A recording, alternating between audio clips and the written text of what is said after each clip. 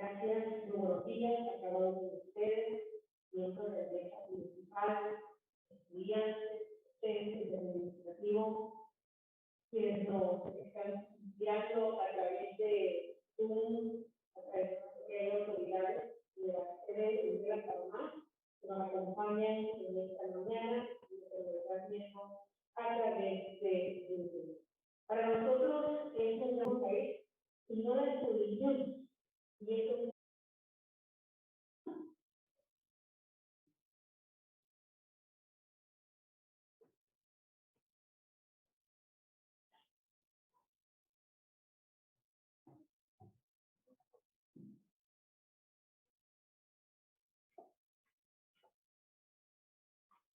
donde hay libertad, allí está mi patria. Es la importante. Muy buenos días, queridos electos públicos de esta mañana nos acompañan. Mi nombre es Cecilia Otero, es un placer para mí y a ustedes para la patria del doctor Ricardo Flores. Oh, patria tan pequeña, tendida sobre ti, donde es más claro el cielo y es más brillante. En mi resuena toda tu música, lo mismo que el mar, que la selva y el campo. Revuelvo la mirada y a veces siento espanto cuando no puedo ver amigos que activan el camino. Quizás nunca supiera que te he querido tanto que el alma no me puede atravesar. La patria son los recuerdos pedazos de la vida, envueltos de tirones de amor por el dolor. La palma rumorosa, la música salida, el huerto de las flores sin hojas y verdor. La patria son los viejos senderos retorcidos que el pie de su infancia sin tregua recorrió. Sin tregua recorrió, en donde son los árboles antiguos conocidos que al en vez de aquellas flores soberbias que con aureas flechas, en donde un sol cansado se viene a desmayar, dejarme aquel viejo tronco donde escribí una fecha, donde he robado un beso, donde alegría. Oh, mis queridas flores lejanas, oh, mis queridas flores lejanas, he visto muchas flores y oído muchas campanas, pero ninguna pudo, oh, mis queridas flores lejanas, cantar como vosotras cantáis. Las patrias son los recuerdos pedazos de la vida, envueltos en guiones de amor o de dolor. La palma rumorosa, la música sabida, el huerto y las flores sin hojas y dolor. Oh, patria tan pequeña que estamos toda entera, bajo la sombra de nuestro pabellón. Quizás usted tan chica para que yo pudiera llevarte por doquiera dentro de mi corazón. Muchas gracias.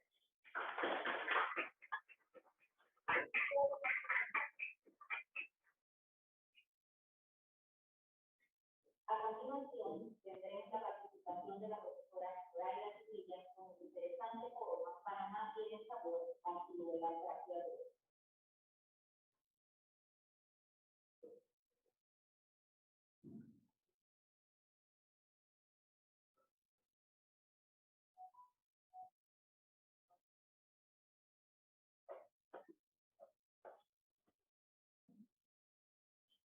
Muy buenos días, señores de ustedes.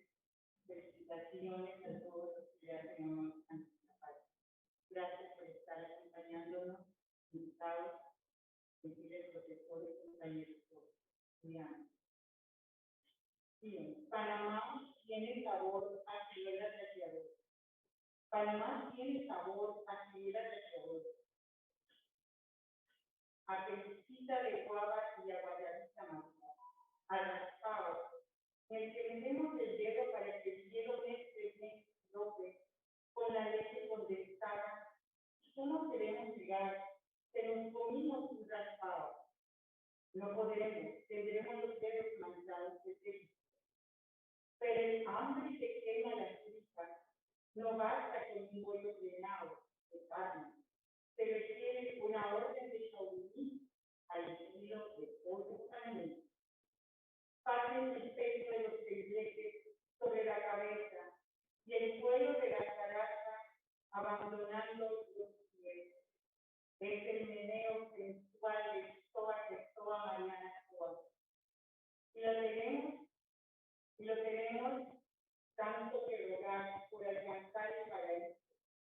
Y a la vuelta tenemos 365 islas sin tráfico, sin vidrio ahumado, ni televisión.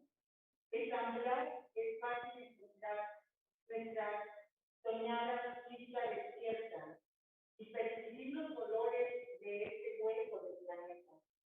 Huele a pescado, aceite de coco, a cuerpo de sol, agua salada.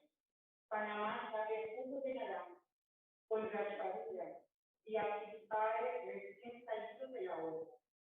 Suena a mamita cena. Y a un real de vida, por favor. Panamá es pedazos de la vida, de millones de personas, los que nos quedamos, los que nos fuimos, los que vivimos de paz.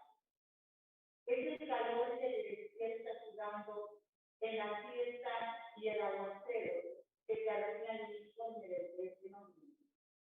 Panamá es vivir con la lanza en el mar, bajo los pies y con el olor del fogón, llamándose cual canto de cruz. Panamá es fogaje y pereza.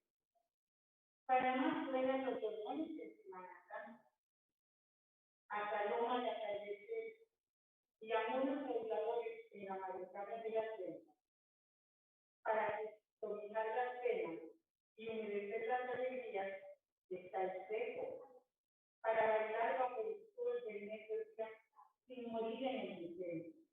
Están los fuegos y para ahorrar sin darse cuenta está el club de mercancía.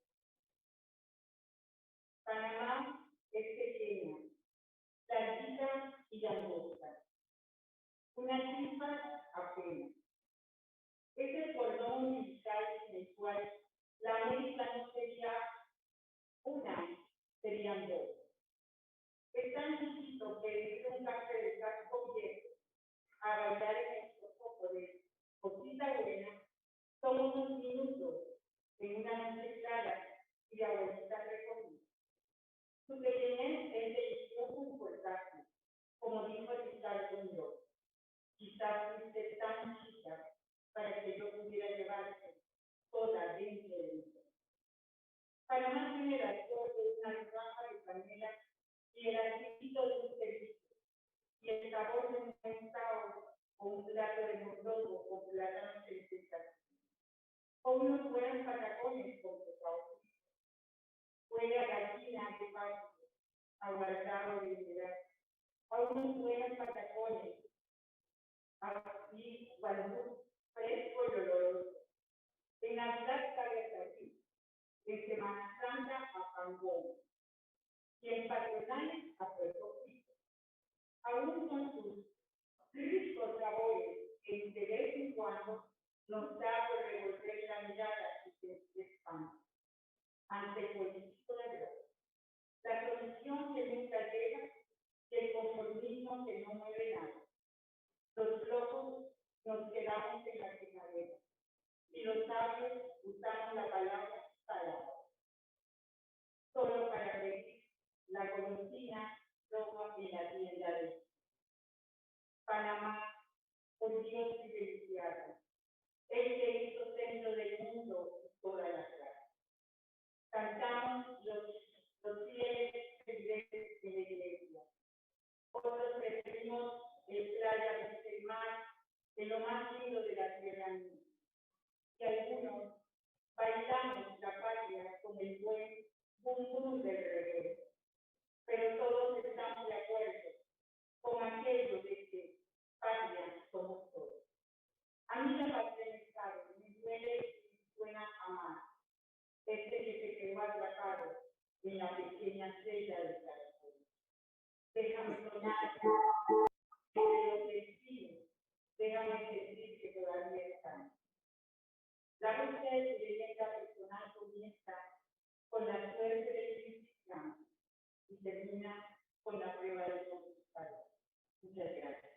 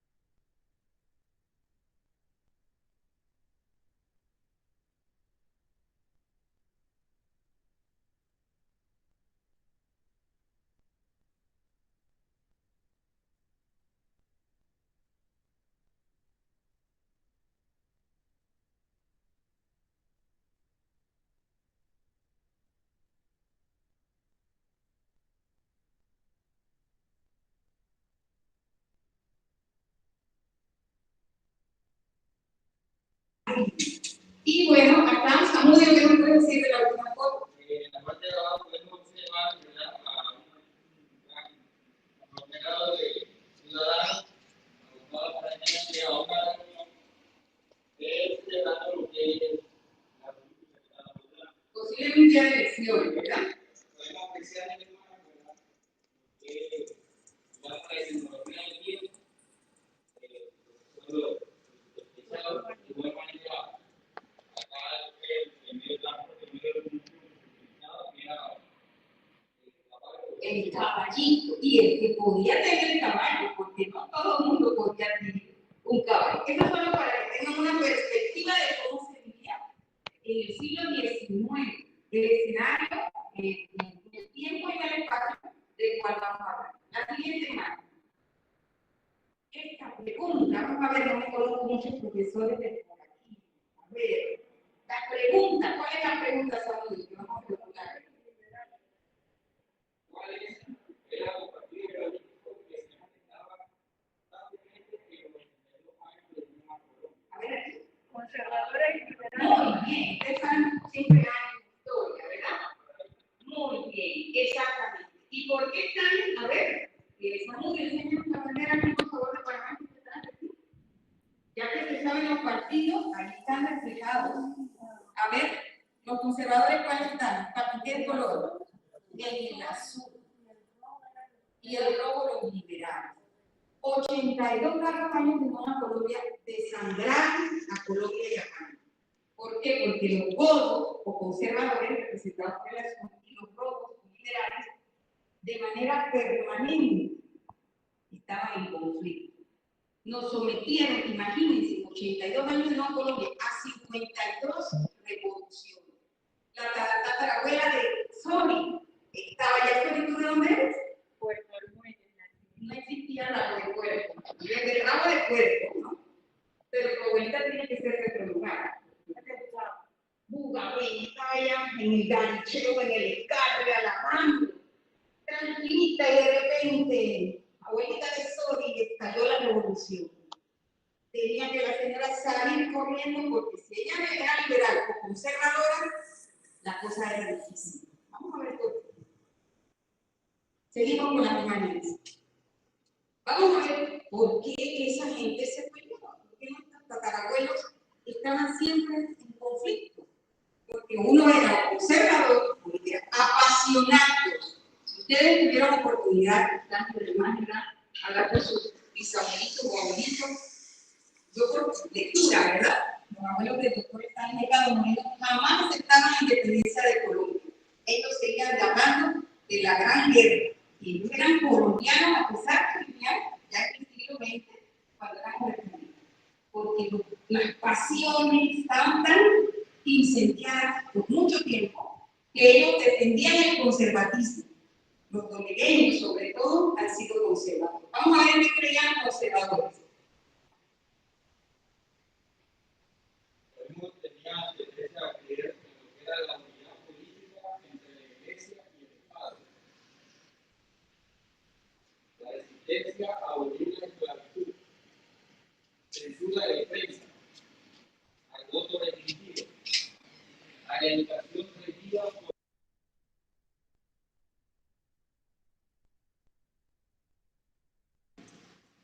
a la conservación de las tradiciones. La palabra lo dice, era conservador, conservatismo, también se dice.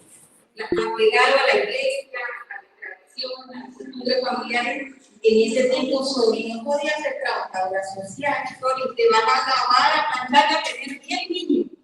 Ese es el concepto conservador. La mujer para la casa, la profesora llegaba a ser directora de una universidad. Ella nada más nació para abordar y para preparar la comida alta. Maravilloso. Pensamiento del siglo XIX. Conservatismo. Creían en la esclavitud. Aquí vivimos la esclavitud. La iglesia catedral, los originales, porque este templo ha sido modificado, María Mostraga consiguió su libertad porque ayudó a construir esa iglesia. Entonces, nuestros tatarabuelos tuvieron esclavos. Se catalogaban en herencia. Hoy dice que ha manejado los testamentos del siglo XIX Yo hice montó todo, le paso mi pie de clavo a Sora de la Cubilla.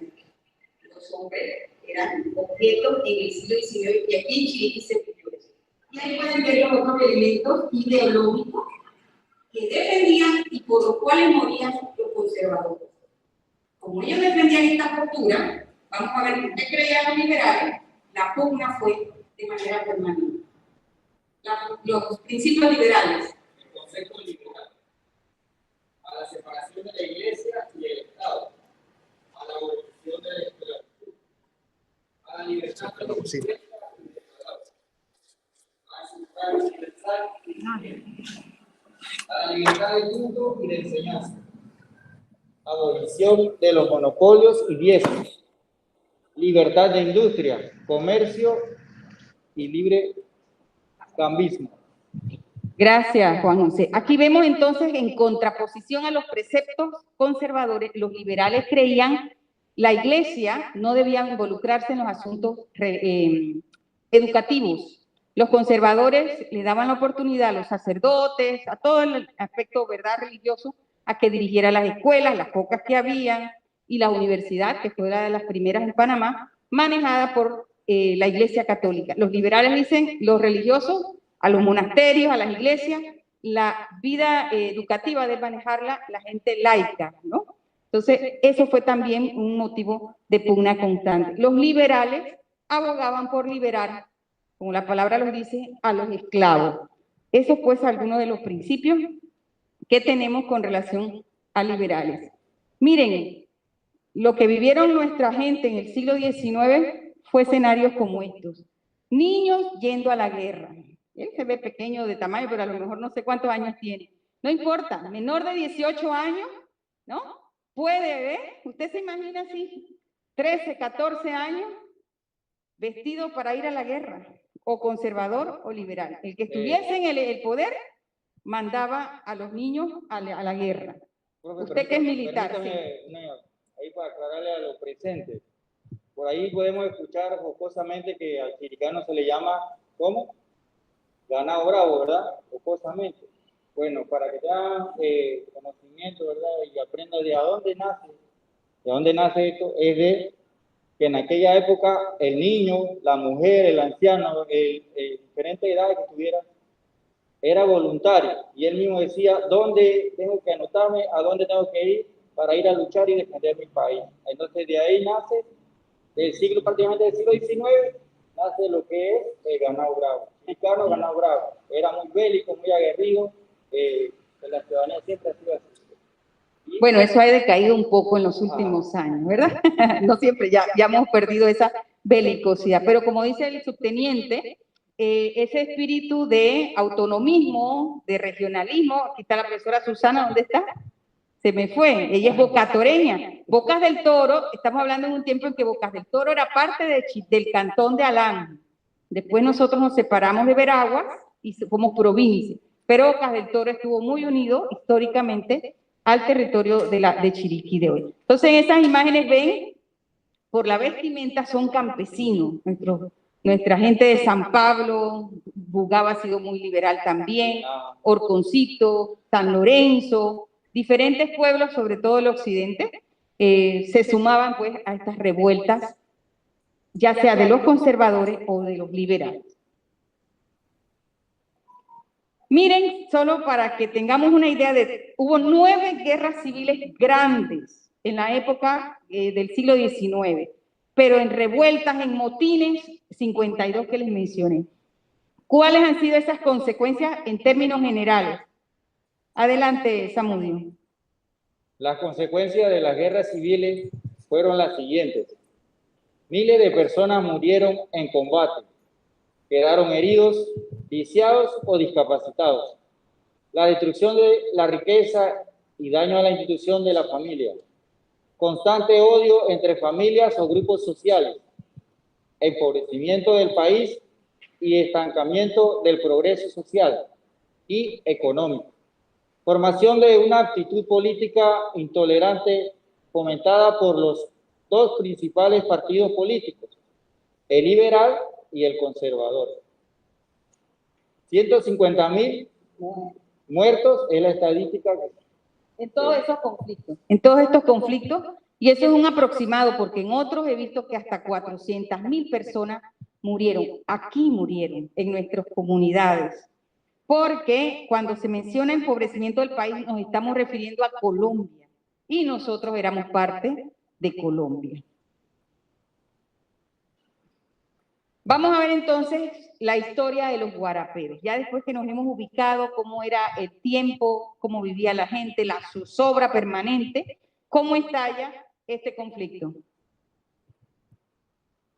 Los guaraperos.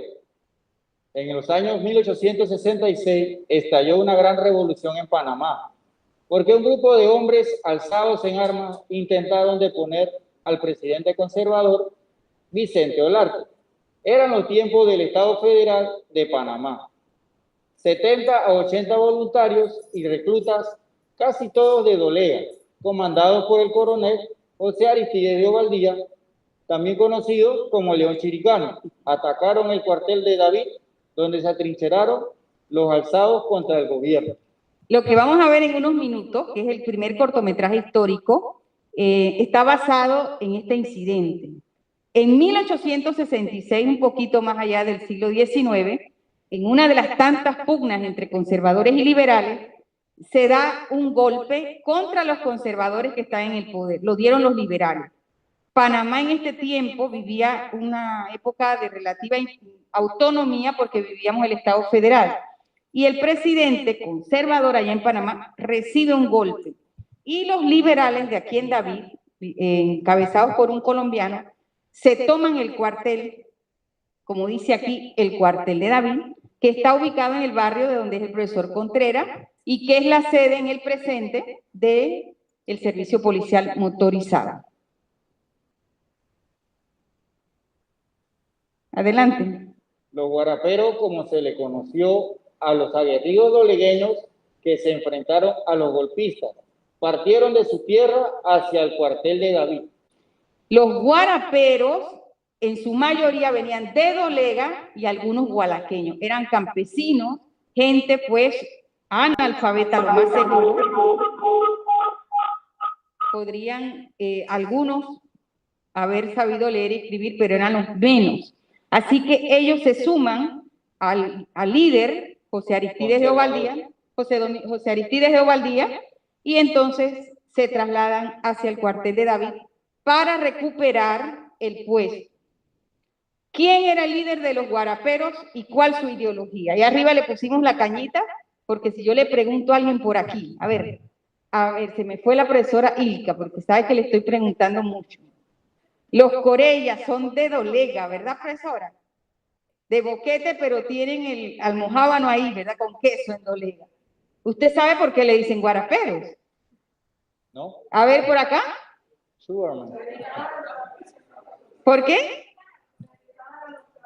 Exacto. Dolega, y ahora nos vamos a situación presente, Dolega es la cuenca panelera de Panamá. 2 millones de atados de dulces producen al año, mínimo. Así que ellos históricamente han sido el asiento de la producción panelera del país. Y desde esa época, para los chicos que son jóvenes, pones la imagen anterior, yo creo que ahí la tengo. Sí, ese es un trapiche, ¿no? Es un artefacto introducido por los españoles. Ellos lo traen de España, lo establecen aquí en las tierras de América y nosotros nos dedicamos pues a moler la caña. Ven esos bolos, la fuerza de tracción pueden ser los animales. Yo he visto hasta niños que los ponen a jugar ahí dándoles vueltas, ¿verdad? Al trapiche. Y lo primero que sale es el jugo de la caña, que es el guarapo. Cuando la gente lo deja fermentar se pone fuerte, ¿no? Pero generalmente usted le pone naranja, le pone limoncito, y si lo lleva a la cocción por 8 horas, que es un trabajo grande, es que va a venir la raspadura. Un trabajo muy grande. Por eso paguen la raspadura panameña con gusto, porque eso cuesta mucho. Seguimos. La próxima imagen. ¿Quién era el líder? La siguiente, Ulises. José Aristides de Ovaldía. ¿Cómo le decían, Samudi? Era conocido como el León Chiricano. El león de las selvas chiricanas. El león chiricano era como la abreviatura. Sigan leyendo. José Aristides de Ovaldía. Le llamaban el león de la selva chiricana. perteneciente a una de las familias más pudientes de la provincia.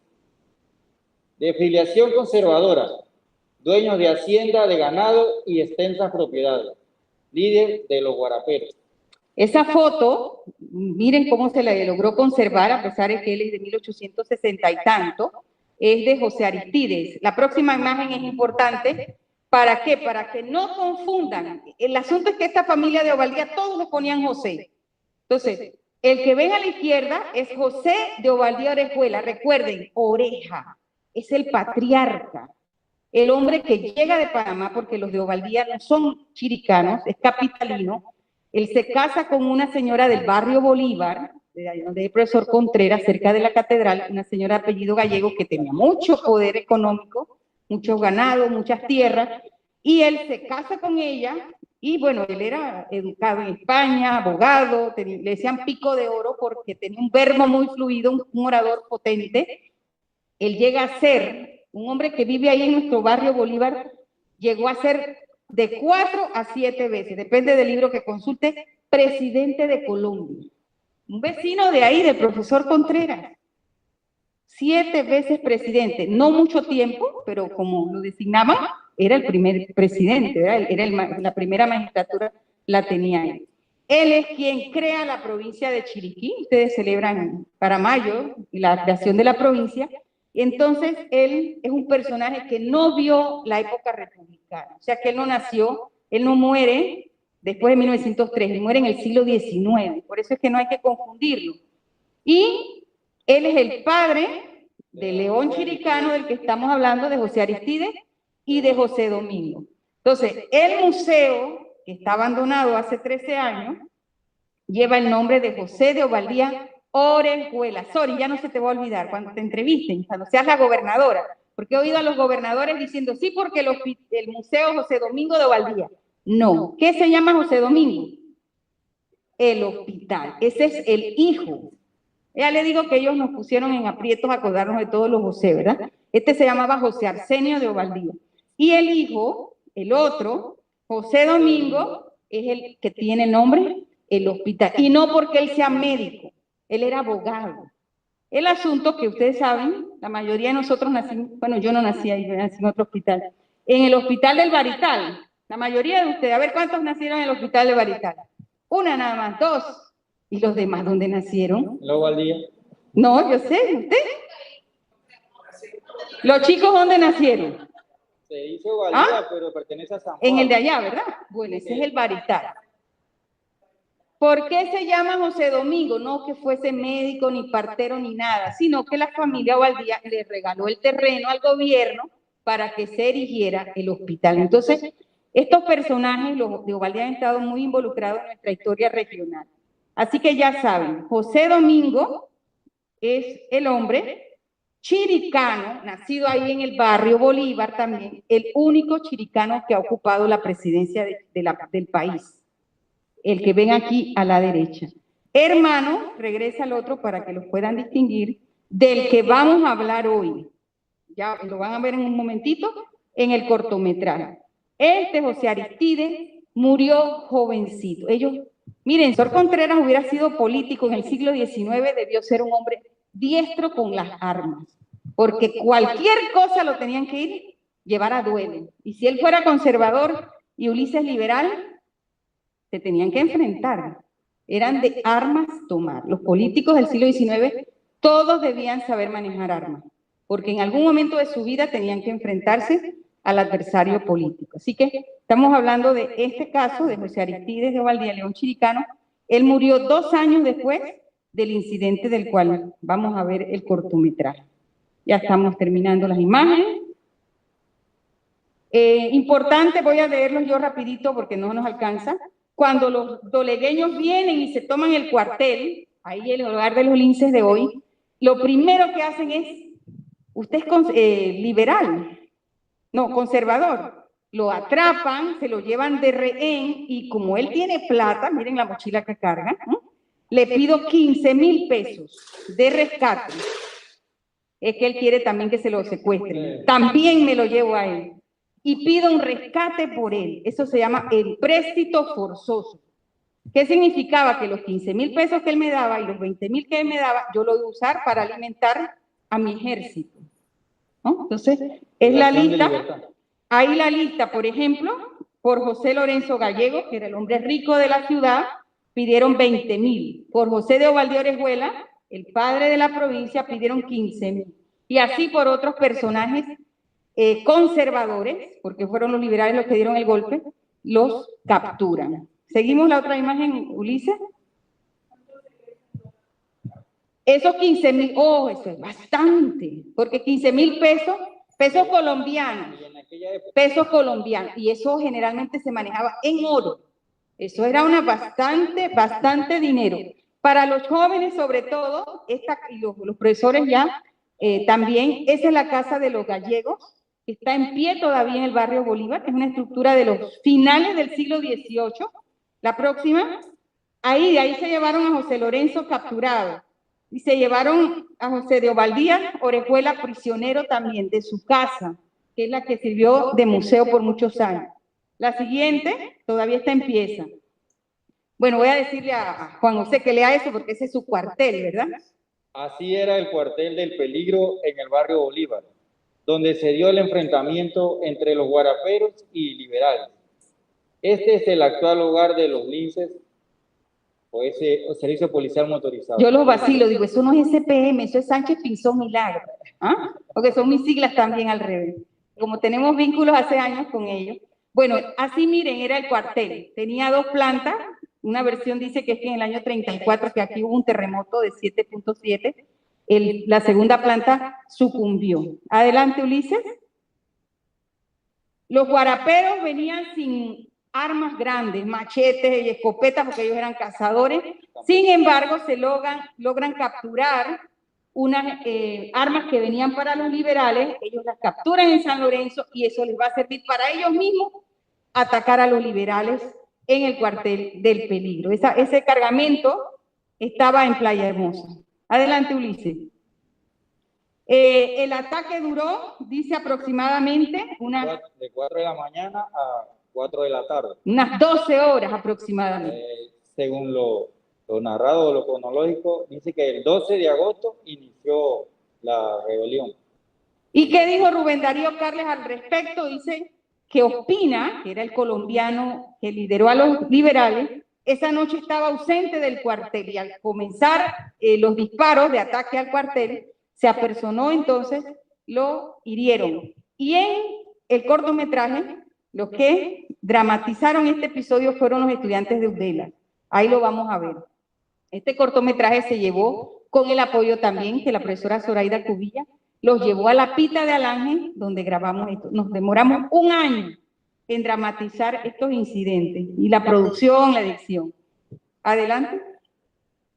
Como dicen ahí, pues la batalla duró casi 12 horas y cuando los guaraperos logran recapturar, ¿verdad? O sea, volver a poner en libertad a los cautivos, se dice que hubo varios muertos, tanto por los liberales como por los conservadores, y en los registros hay pocos nombres, pero se señala un señor de Tinaja llamado Faustino Araúz.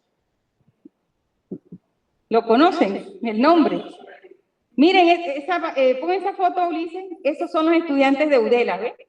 No sé si los distinguen. Ellos están pues haciendo la dramatización en la Pita de Alange, en la antigua estación del ferrocarril. Eso lo pusimos adrede de ese color, para que denote antigüedad. Las armas las facilitaron los linces, pero son armas viejas. Usamos salva, ¿verdad? Pues lo que usó el Arsenio Rodríguez, el que hacía los efectos especiales. A ver, Juan José, ¿qué pasó cuando pusieron en libertad a José de Ovaldía? Cuando se puso en libertad a José de Ovaldía para que fuera a pactar la remisión de los liberales, él llevaba una banderita blanca y se presentó ante los atacantes y al ver quién eran los soldados, exclamó lleno de sorpresa: sí, yo creí que eran centrados y son los guaraperos. Él pensó que la gente que lo había liberado era de Centroamérica, del área de Centroamérica, pero se lleva la sorpresa de que eran los guaraperos dolegueños. ¿verdad? Ese era un grupo, como dije anteriormente, aguerrido, bélico. Ellos eran muy reconocidos en esa época. Era como él, ¿ven? Así se vestían los guaraperos. ¿Eh? Adelante, Ulises. Ahora entonces vamos a ver el cortometraje. Está ahí en el escritorio. Les recuerdo que en este proyecto fílmico participó pues 24 unidades del Servicio Policial Motorizado, estudiantes de la UNACHI, de la Facultad de Ciencias Agropecuarias y también gente de la Pita de Alange. Adelante, Ulises.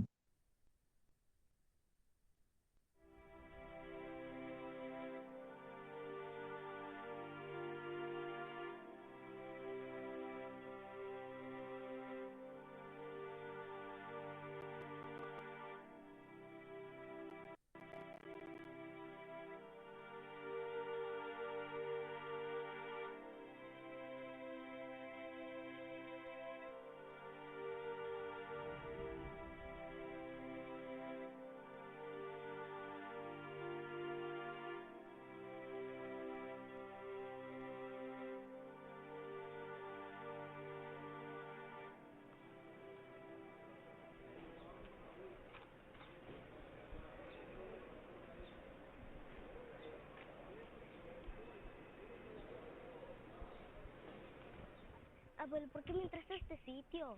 ¿Qué? ¿No te gusta? No, todo está tan callado y viejo. Bueno, eso es porque tú no conoces la historia.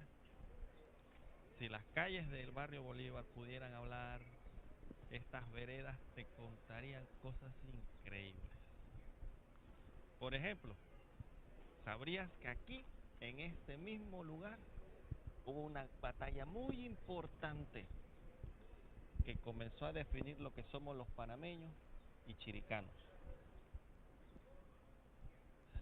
Un día, en 1866, Panamá estaba gobernada por mano colombiana y un grupo de militares reposaban en el barrio Bolívar comandados por el coronel José María Ospina. De Robles, es vital mantener esta posición y que se consolide el derrocamiento a Vicente Olarte. Usted, sargento, mantenga a los hombres atrincherados. Que no le suceda nada a los presos, que el dinero del rescate es importante. Vaya, sargento. Firme, yo. Bloque izquierdo, yo. De frente, yo.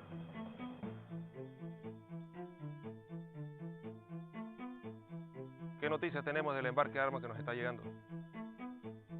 Envíen jinete al puerto hace una hora, mi coronel. Ya debe estar de vuelta. Estas armas deben estar en camino.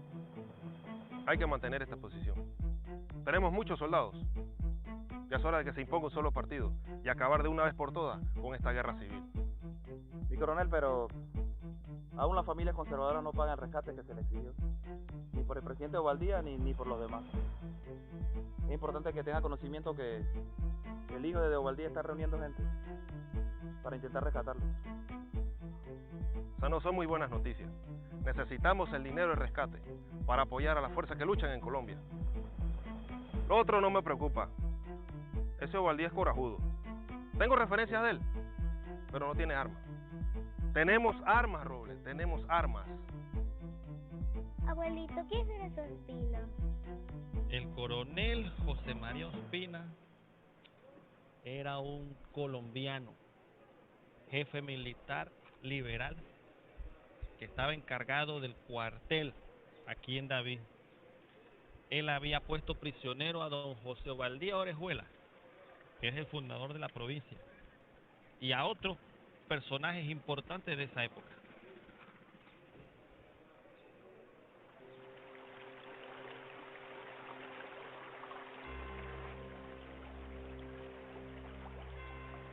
Mientras tanto, en Dolega, un jinete planeaba robar las armas de los liberales y atacar con los guaraperos el cuartel de Ospina. Ese jinete era José Aristides de Ovaldía, hijo de José de Ovaldía Orejuela. ¿El hijo del fundador de la provincia? Ese mismo, mi niña. Bueno, ¿quiénes eran los guaraperos? Los guaraperos eran un grupo de campesinos del área de Dolega. Eran muy leales a la facción de los Ovaldía y a los conservadores. Don José. Don José. Don José.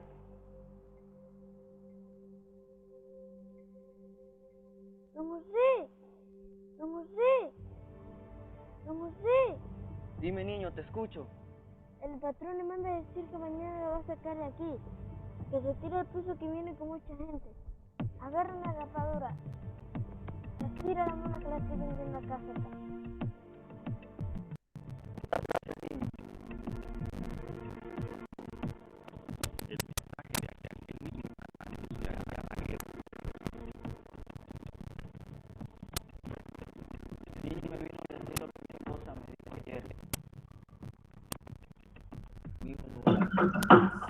Ustedes lo conocen.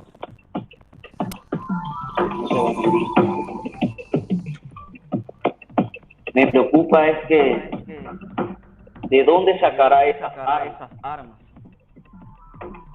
Si él no tiene que yo sepa. Seguro traerá de Costa Rica. ¿Quién sabe? Sé que José Aristides es un buen militar que no vendrá peleando.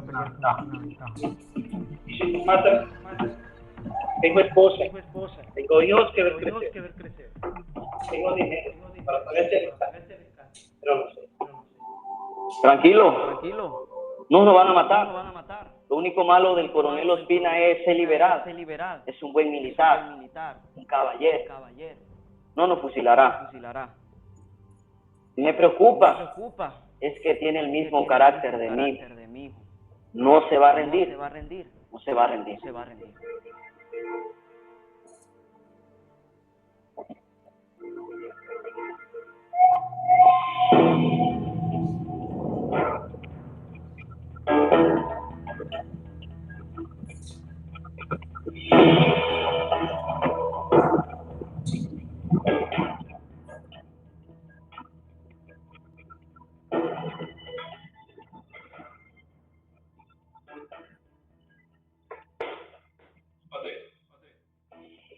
¿Qué pasa, Robert? Coronel, el embarque de armas. Fue capturado por los hombres armados de Guerra Valdía. ¿Cómo sucedió esto, Robert? Coronel, el barco llegó, sorprendieron al pelotón que mandé escoltarlo. El jinete que envía a verificar vio todo, vio cómo se llevaban las armas. Esto es algo muy malo. Perdimos la ventaja inicial. Seguramente nos atacarán. Ese armamento era importante. Ahora, este Ovaldía solamente cuenta con campesinos y peones. Nosotros somos militares profesionales. Aunque ese Ovaldía es todo un líder. Mi coronel, ¿qué ordena usted? Hablaré con la tropa más tarde. Enviaré un emisario a Panamá. Espero que el movimiento contra Olarte triunfe. Después enviaré el mensaje informando la gravedad del asunto. ¿Qué hacemos con los prisioneros? Sony se pregunta, Robles. Somos militares de honor. Respetaremos la vida de los prisioneros. Seguramente ese llamado León Chiricano enviará a alguien a negociar. Avanzo a cumplir las órdenes, mi coronel. Si sea algo más tarde, le comunico inmediatamente. Permiso. O sea, Robles.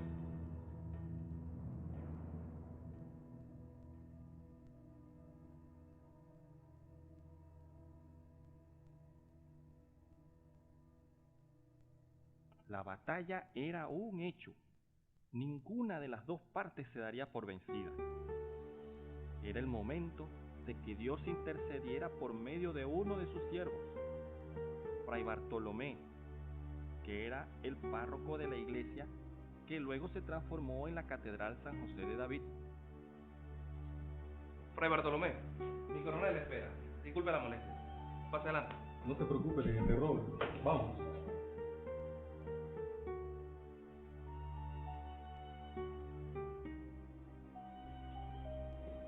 Mi coronel, Fray Bartolomé ya está aquí. Solicita audiencia con usted. Hágalo pasar. Permiso.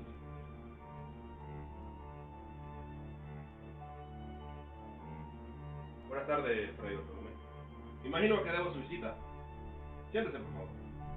Pase y quédese, teniente Robles.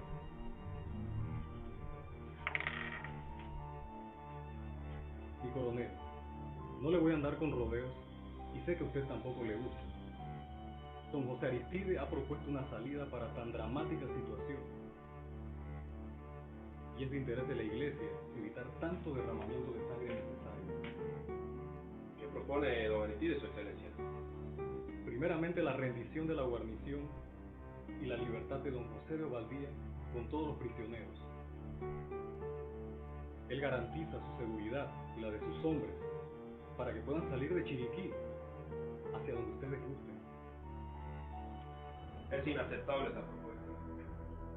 Estamos apoyando esta revolución para que no haya más revueltas y que un solo poder gobierne desde Colombia los destinos de los estados. ¿Acaso no ha pensado en la cantidad de hombres que pueden morir? La ciudad se ha visto afectada. Panamá está en una situación tan confusa y Olarte amenaza con mantenerse en la presidencia del Estado. Fray Bartolomé, soy más militar que político y no rendiré la plaza.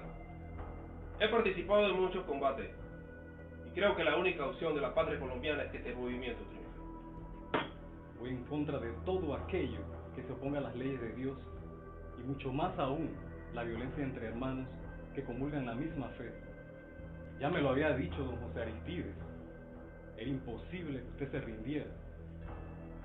Pero exijo o pido que se respete la vida de todos los prisioneros, suceda lo que suceda. Sí, don Aristide parece conocerme muy bien. Sabe que respetaré la vida de los prisioneros, pero la suerte está echada.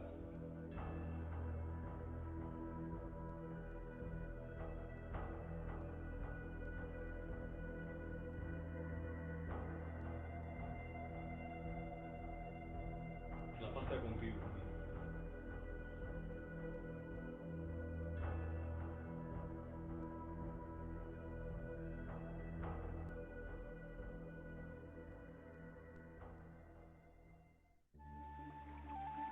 Los guaraperos aguardaban a orillas del río la llegada del león chiricano, José Aristides de Ovaldía.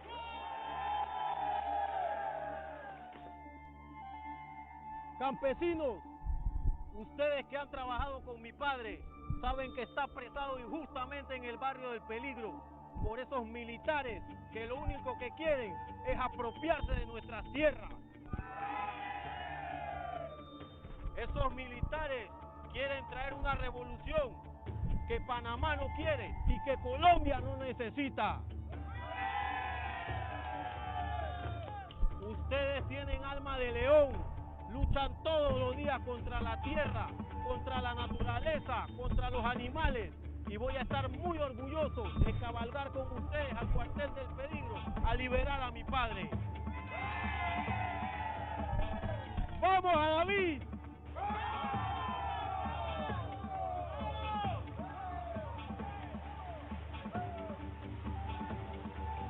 Los gritos se tomaron el campamento.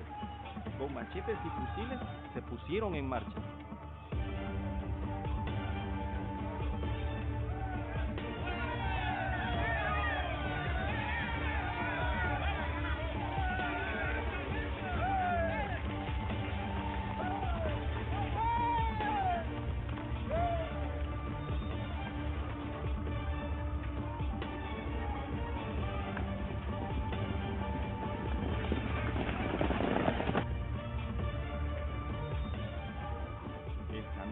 Largo, pero la sed de libertad era mayor.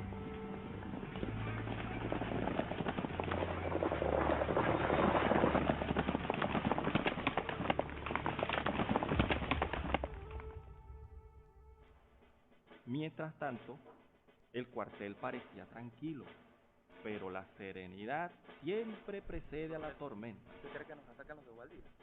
¿Con qué fuerzas? Él puede ser muy valiente, pero solo ¿qué puede hacer? Nada. Aún con armas, nada. ¡Nos atacan!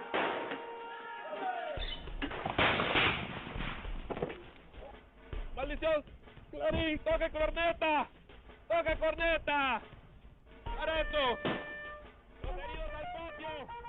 El soldado del Clarín tocaba temblando de miedo y la segunda carga de fusilería lo sorprendió. Uno a uno caían al suelo como fichas de dominó luego de una estocada. El ruido de los fusiles era impresionante. Los guaraperos organizados respondían al fuego desde todas las direcciones, disparando a todo lo que se moviera dentro del cuartel. Mientras, los liberales adentro seguían las órdenes de su líder. En medio del caos y el zumbido de las balas, el coronel Ospina se mantenía arengando a sus soldados.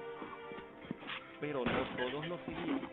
Había un pequeño soldado que temía por su vida. ¡Sigan disparando!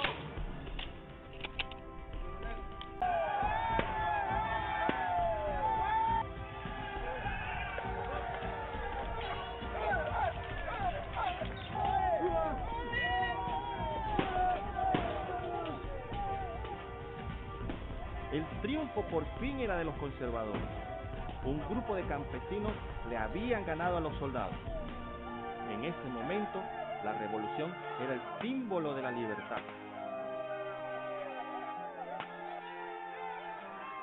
Entre la algarabía, una voz temerosa sobresalió. ¡Peligro! ¿Dónde están tus oficiales? Todos están muertos. Todos.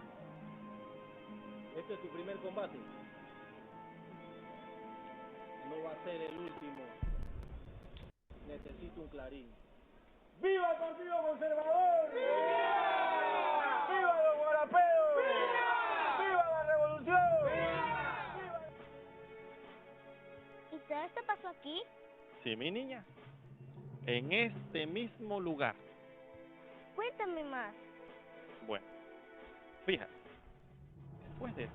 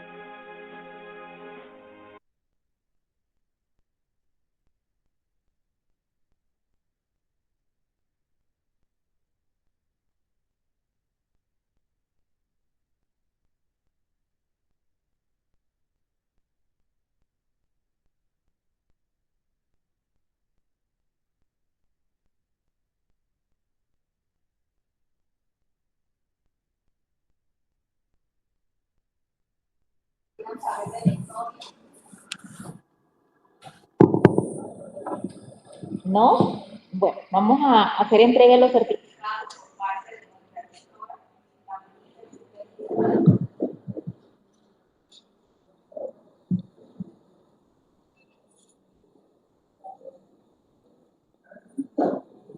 Para la fuerte aplauso para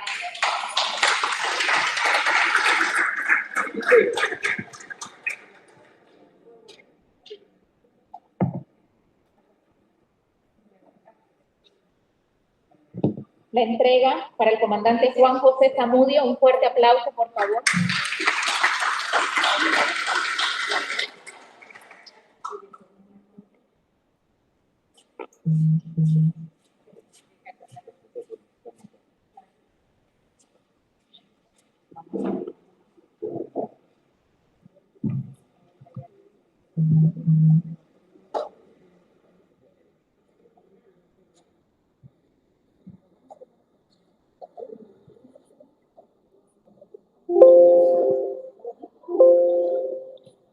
A continuación, como broche de oro, tenemos la participación de un conjunto folclórico que nos va a deleitar con un baile chiricano. Adelante, chicos.